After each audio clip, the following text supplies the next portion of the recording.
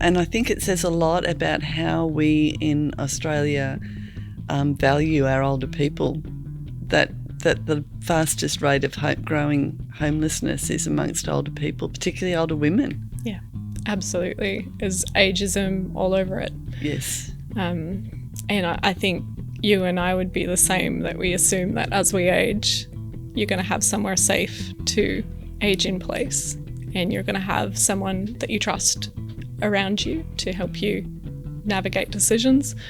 And that's just not the reality for so many older Australians.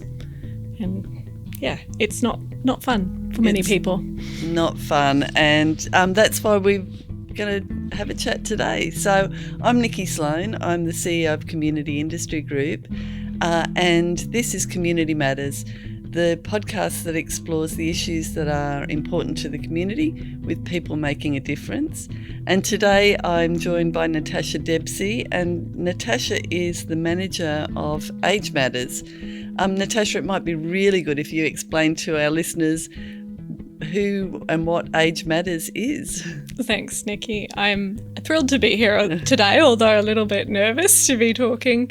But Age Matters, we're an IRT initiative, and essentially we're delivering a social purpose for very isolated and vulnerable older people across the Illawarra, Shoalhaven and Eurobodalla areas of New South Wales. We're part of IRT, which is a known aged care, retirement living and home care service, but we span across the community. So anyone who is experiencing that crisis of needing someone to help them navigate the supports that are out there, and someone that's isolated and doesn't have a trusted or capable support person in their lives, that's where we might step in. And we often step in after there's a crisis event, such as an impending eviction or hospitalisation, and I guess someone's circumstances come to the attention of that service that they may interact with. As Age Matters, we've been around for 6 years, so we're happy to have our 6th birthday. We were formerly IRT Foundation, and I guess we've just evolved to respond to the needs of the community. And as we're seeing, the needs of the community in ageing is definitely around housing.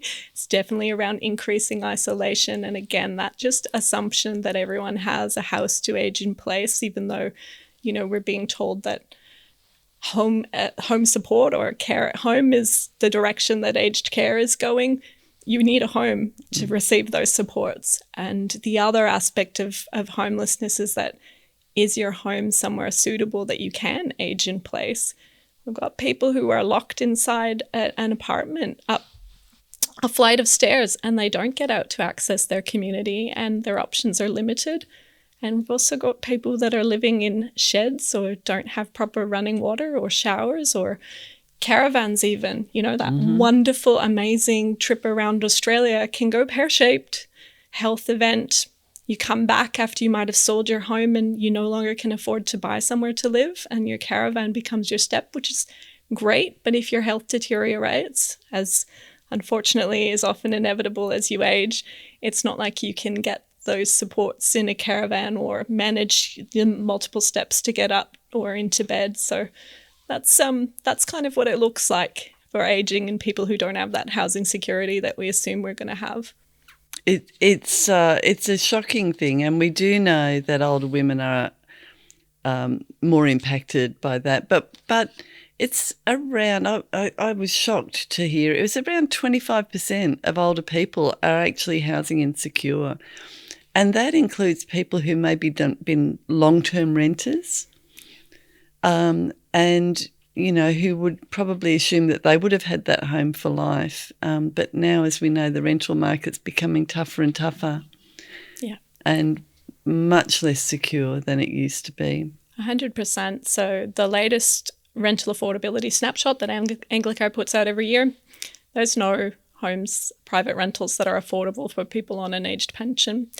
And then just circling back to that older women issue, it's such an interesting phenomenon because many of the older women that might come in contact with our service, first of all, women are less likely to reach out for help. We know that.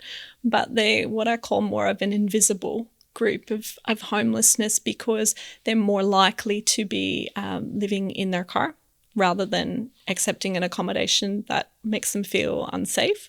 They are often in an informal housing or accommodation arrangement where they might be exchanging some sort of care or support services for that accommodation.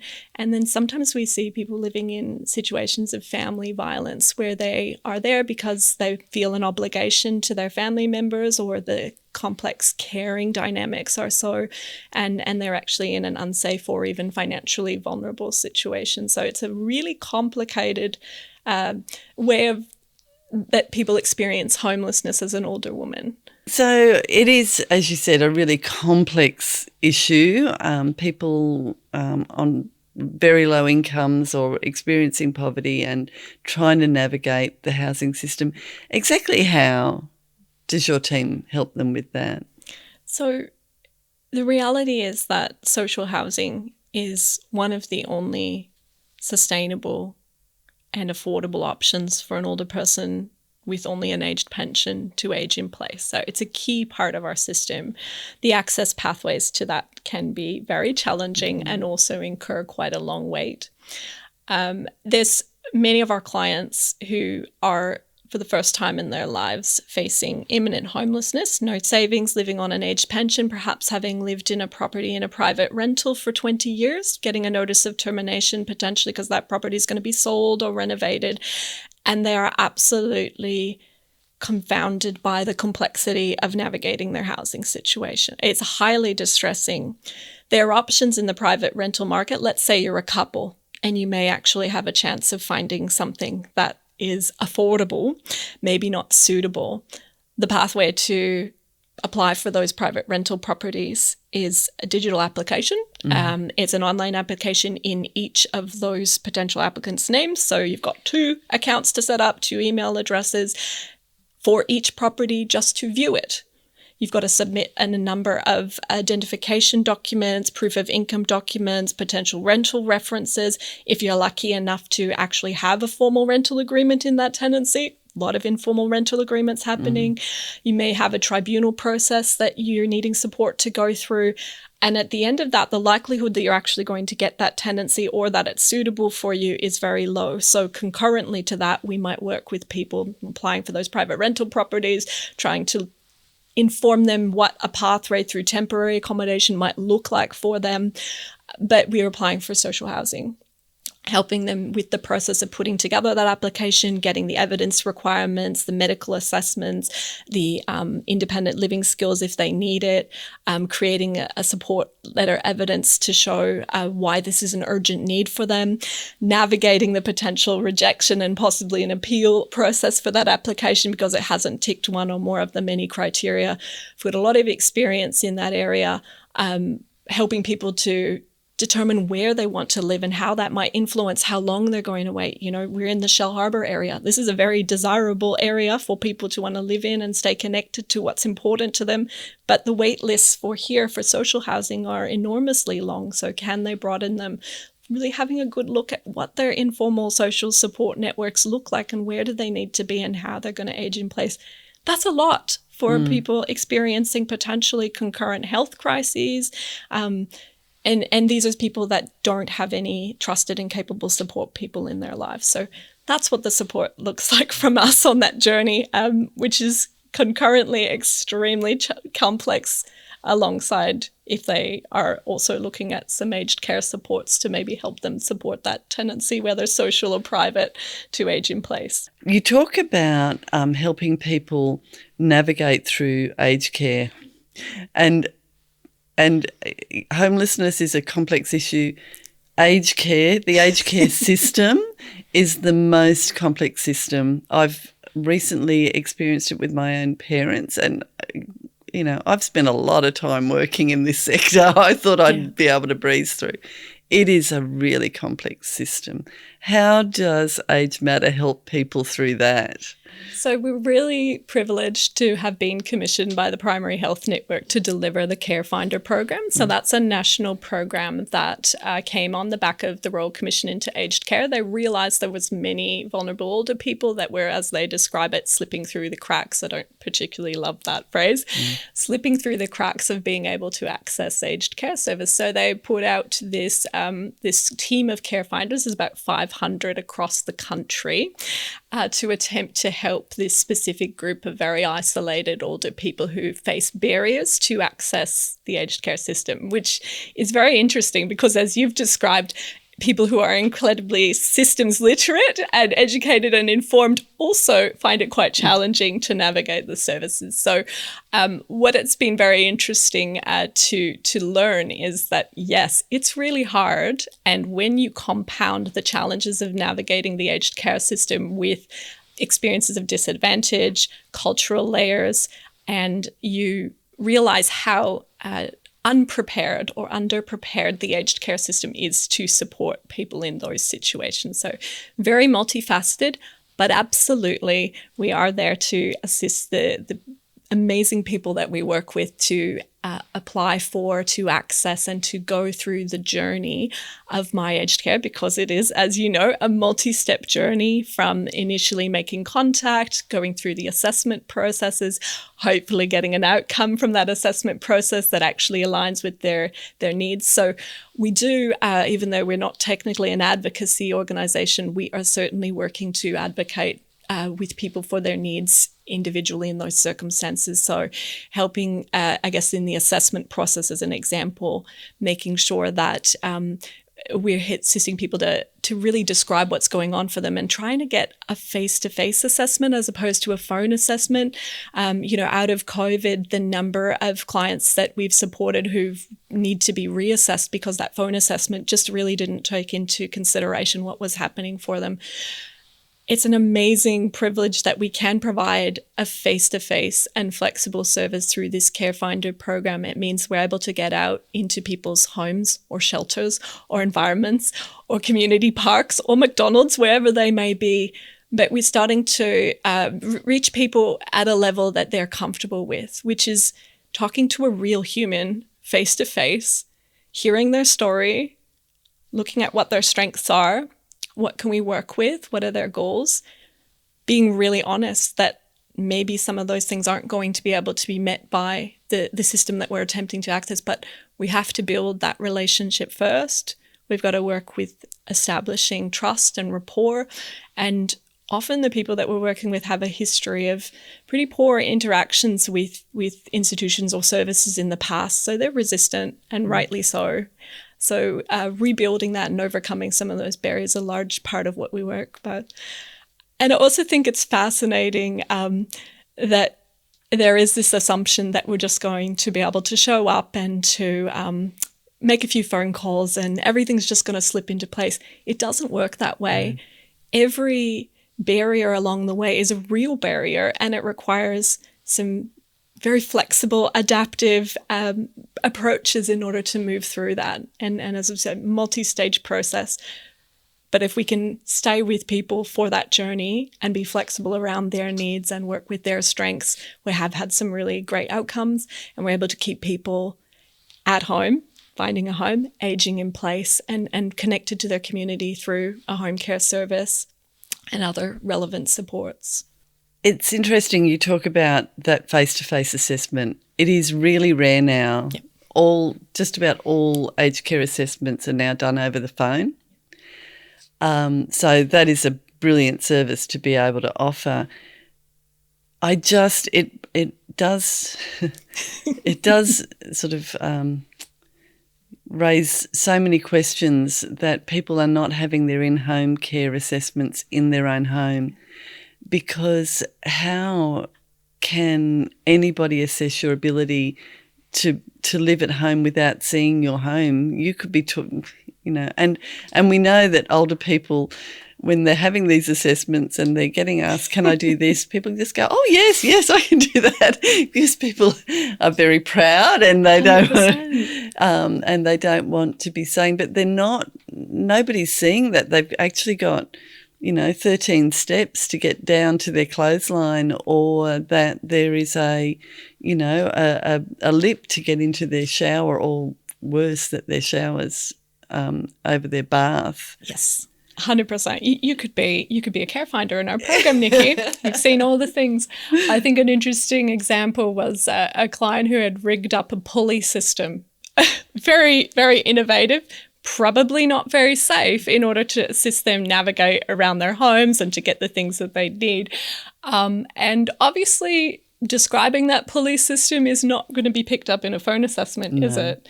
Also, people living in regional areas, how do you explain the difficulty of getting to an essential health appointment or to doing your shopping when you live 15, 20, 25 up a dirt road, in a shack, or even somewhere that is unsafe for staff to enter even. You can't describe those things over the phone. They really need a visual eye on them. So in some ways we can be a pseudo eye for a phone assessment, but also we're certainly trying to get that in-home assessment so that it's going to spin out in its magical algorithm formula care approval that actually may meet the needs of the situation. And you mentioned the algorithm. There's a lot of flaws in our aged care assessment algorithm. It's very concerning. I've heard it said that the algorithm is going to be the new robo-debt. I'd have to agree with that. I mean, I think it's still early days, but it sounds like one of the first flaws was to trial the new algorithm over a period of time when it could be overridden, and then to suddenly switch off or to cry that was not a possibility for assessors. So I don't envy them. I know they're in a challenging position working with a tool, but the inconsistencies that our algorithm has spat out in the assessments that we have been privy to, it's not working. And I'm also very concerned that our team, and I know we're only a small proportion of the service provision, but they are questioning whether reassessment is a good idea for their clients' circumstances. So they're concerned that on a reassessment, they can clearly see there's a need for a support plan review, that it may spit out a result that is worse than what the client is actually getting at the moment. Now, that's not something you can work with. No, absolutely not.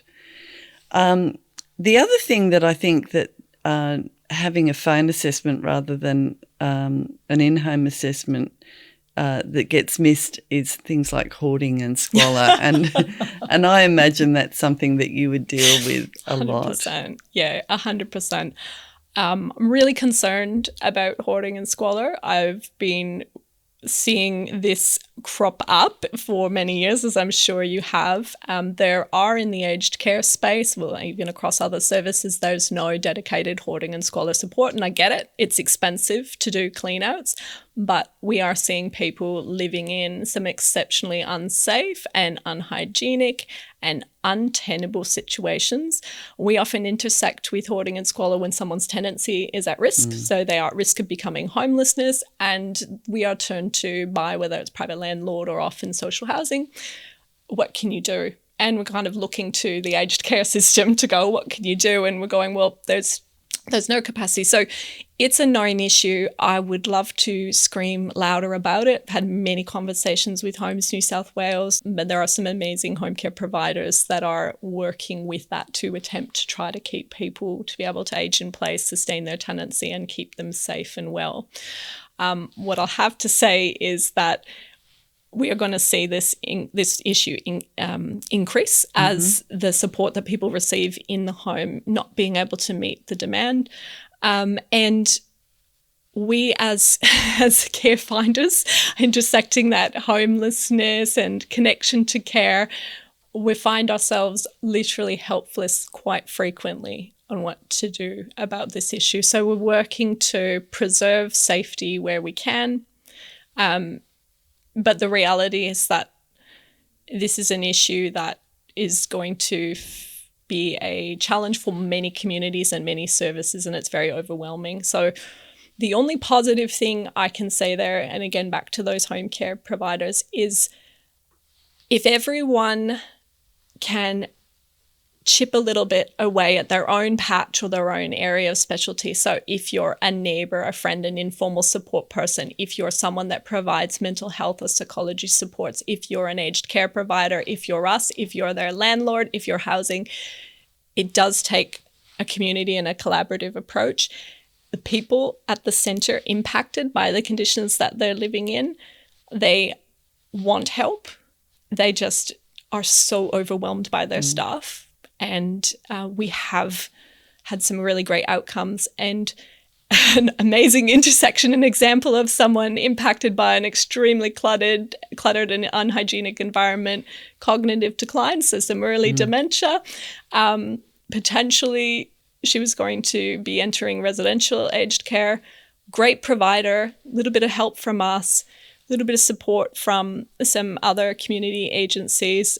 She was able to remain at home for an additional 18 months, which I know doesn't seem like a lot of time, but that was a great outcome for her. She knew her environment, she was familiar, she was safe, and that was just everyone going that little bit more, being creative and thinking outside the box. So yes, hoarding and squalor, a bit of a wicked problem, but I think if we all can try a little bit to stretch what we're comfortable in and be creative, there is a possibility to do something about it, along with more funding. Flexible funding. Absolutely. There absolutely needs to be funding to help address an issue. As you said, it's a growing issue. It does mean often that the environment's so unsafe that a home care worker can't come in. So I think that's where people need to understand that hoarding is not just the danger of living with too much stuff and often the associated pests that come along with that. But if a workplace, then the home becomes a workplace, and if that workplace is unsafe, as an employee, you can't be sending your employee in there. It means people can't get support in their own home. Absolutely. One of the things we do know in this region, and it is wonderful that you kept somebody at home for an extra 18 months, because we have a huge shortage of residential aged care beds, over 1,000 residential aged care beds short. We are equally over 1,000 in-home care packages short in this region as well. Yeah. So do you find it difficult once you've connected with that person and you've assessed them and you've supported them through the system, do you find it hard to find them then the care that they need? 100%. So, and since Support at Home commenced on the 1st of November, it has changed the environment, and we are finding it much more challenging to overcome the potential financial barriers with the co-contributions and to be able to explain it in a way that makes it a good value proposition for the clients that we're working with. And people might go, what are you talking about? But these are people that are having to challenge their transport costs, their medications costs, hearing aids, glasses, specialist appointments. I'll give you an example from the financial side and then circle back to finding the services. But the financial hardship form, which you can submit to help overcome some of the co-contributions to your Support at Home package, it asks for medical expenses. And we laugh, but it's not funny. Our clients don't have specialist medical expenses. They have referrals to see those specialists, but they don't go because they can't afford to. So therefore, they're not including that as a valid medical expense on your financial hardship form. So then potentially you're missing out on that financial hardship benefit. That's a whole other story. We won't go there with financial hardship forms. We've decided that their back-end algorithm is also broken. But can I just intersect there and just say, actually, Centrelink knows people's financial situations. If they're on the age pension, Centrelink knows that. Potentially getting Commonwealth rent assistance as well. Absolutely. And if they're in that situation, why are we putting them through this this hardship form? Seems logical. And it's a pretty intensive form. It is very intensive. And we've been advised not to touch them as care finders, but we're kind of saying, well, they don't have any money, so there's not really much risk there. But anyway, so finding supported. So the wait times, I suppose, are the biggest challenge. So from assessment to being assigned a supported home funding on previously home care packages, long times.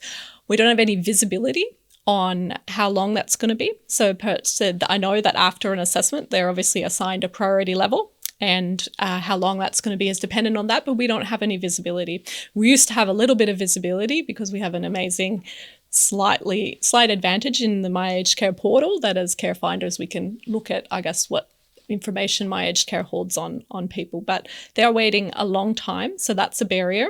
Needs change in that time. And then we have the process of finding a provider once that funding does come out, and bearing in mind too, the recent release of funding was all at the 60% threshold. So that's been a challenge for providers to develop a care plan and then redevelop a care plan, and also for the consumer themselves to get a real idea of what they're actually getting out of that package, what it's going to look like for them, because they're initial. So you have to think from the perspective of a vulnerable older person who potentially has a mistrust of services, and you're there kind of acting as a representation of a system that they're going to potentially benefit from, and you can see that they're going to benefit from it, and they do need those services, but they're very cautious and mindful. You're putting all these hurdles in the way. You finally get the funding. You're like, yes, this is great. Don't know how much it's going to cost you, but here, and then let's choose a provider, right? And the providers are trying to keep up to the changes as well.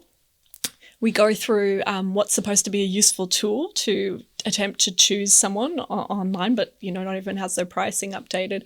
Sorry, I know I'm rambling here, but essentially it's a long process, it's lengthy, and at the end of it, yes, sometimes it's a great result, but it can be challenging to get the person along for the journey. So people will often go, you know what, stuff you. I'm over this. I can't see the benefit, and I'd rather live in this poverty, not get the help. It's defeatist, and I understand it. It's complicated and it's hard, and you're asking them to trust a system that's increasingly digitized, that they can't see the value in, and that you're telling them as well, we're going to be gone after this. After I connect you to this trusted service partner, bye-bye, I've got to exit, That's the way the program goes. So yes, it's hard. Yes, it can work. It just takes a bit of persistence and elbow grease. Yeah, because we do know that about half of the people who are approved don't actually ever get a service, and as you say, often that's because they opt out because it's just too hard.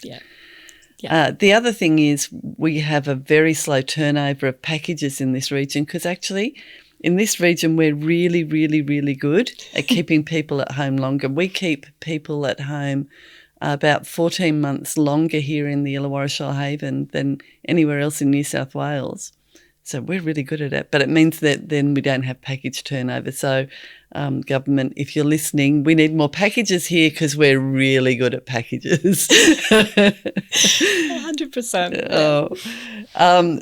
It's incredibly complex work that you're doing. It's amazing, the work and the outcomes for older people. It's one of those areas, I imagine, where there aren't too many success stories, but when you see them, they lift your heart. It's true. And I'm really privileged to be part of a team. So there's 10 of us in total. It's a relatively small team, but their inspiration and passion for this work, and again, they've come from different backgrounds and worked in different areas of the system, is definitely what motivates me, apart obviously from the client stories that I hear back, and that's all really positive. But a recent example that stood out was one of our team went out to take the yellow bins out for recycling, and a gentleman pulled up very slowly on his scooter, and he had an orange vest on, and he asked if there was any bottles inside the yellow bin. So she helped him. They grabbed a couple of bottles, and she sort of wondered what his story was, and they had interacted, and he had said that he's collecting the bottles to support a local charity, and he enjoys getting out and about to do this, which is great. She came to the office and found out that was a client that we had worked with that was experiencing homelessness and had been housed along with their partner locally. And I just thought it was a nice example of how when you apply Housing First, you have the right support services in place. I'm imagining that scooter would have potentially come through a package and support, that people are in a position to contribute and give back to their communities, meaning to his life, meaning to the people that small contribution makes. And that's a great result. It's a small thing, but it's actually local as well. These are the communities we live in, we work in. These are our neighbours, our friends. Everyone has a story. I thought that was nice. It is a fabulous story. It is really a beautiful. That's one of those fill your cup stories. Yeah.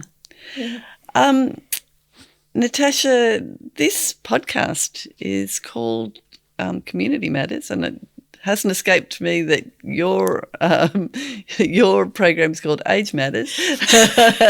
But can you tell us about someone in the community that matters to you?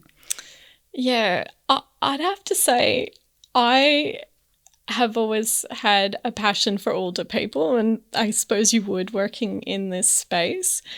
I think, as I said before, the team that I work with and their inspiring, relentless persistence to stand up for what's right. And we're working across many systems, so there's a lot of challenges and barriers. But when I get to hear the stories of how someone has been empowered to stand up for their rights in a way, and perhaps at odds with the system, I think that's really powerful. So again, we're not necessarily an advocacy service, but we do work quite closely with local members, and they often will refer clients to us and vice versa if we are in a position to help someone to speak up for themselves or to share their story.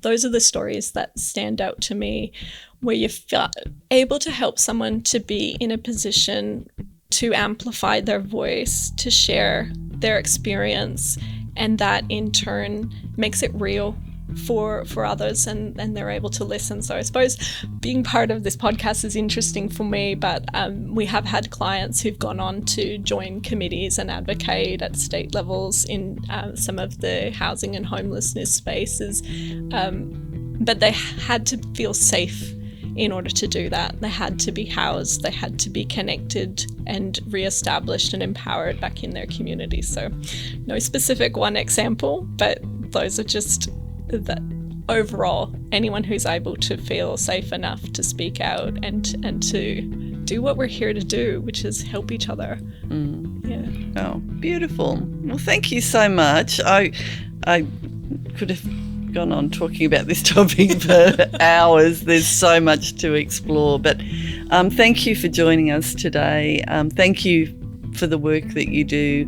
You're making a difference every day for older people. So thank you, and all of your wonderful team. And thank you for tuning in to Community Matters, the podcast where we explore the issues that are impacting the community with people who are making a difference.